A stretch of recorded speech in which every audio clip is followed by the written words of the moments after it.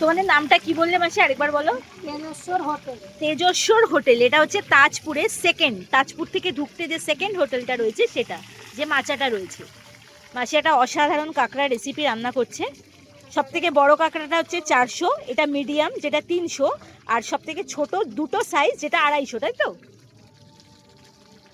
কাঁকড়াটা আচ্ছা ভেজে, হ্যাঁ বলো। কি মশলা দিচ্ছ মাসি এগুলোতে? মানে সব ফ্রেশ মশলা। খুব সুন্দর দেখতে লাগছে, একটু গ্রেভি গ্রেভি করো, মানে বেশি ঝোল রেখো না। অসাধারণ একটা রান্না হচ্ছে। এটা কিসের ডাল মাসি? মুগ আর মুসুর মেশানো, আচ্ছা। মাসি একটা ডিম ভাজা নিয়ে এসছে, এখানে রয়েছে ভাত, আলু ভাজা, স্যালাড, পেঁয়াজ আর শসা। এটা হচ্ছে সেই কাঁকড়া।